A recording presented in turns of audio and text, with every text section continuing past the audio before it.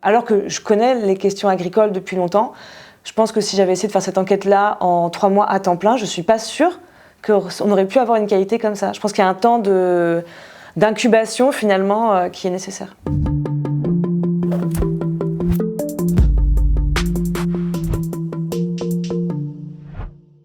J'ai travaillé sur l'enquête À l'ombre des affaires, la guerre des champs, qui a été publiée en septembre 2023. Ça représente à peu près ça, en volume, plus quelques livres. Parce que parfois, il y en a qui sont recto verso en plus.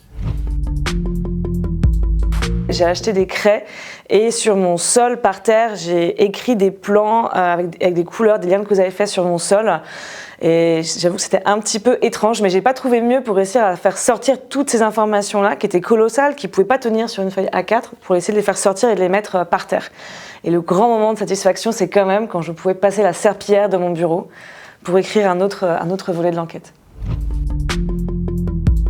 Je crois que le truc le plus génial, c'est la satisfaction d'avoir une information qui est béton, qui est documentée. On dit, il paraît que des agriculteurs ont énormément d'hectares en Bretagne et de pouvoir dire, eh bien, telle personne possède au moins 1450 hectares.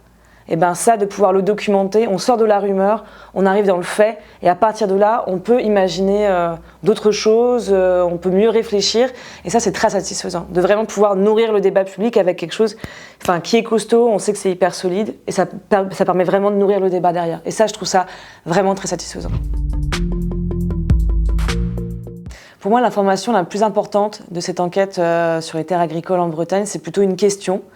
C'est-à-dire que, alors que la surface moyenne d'une exploitation en Bretagne, c'est 62 hectares, qu'à partir de 180 hectares, on estime que ce sont des fermes trop grandes et que les services publics devraient intervenir, avoir un doigt de regard, comment se fait-il que plusieurs personnes aient plus de 1000 hectares en Bretagne? Pourquoi certaines personnes ont plus de 1400 hectares en Bretagne? J'aimerais beaucoup qu'on me réponde.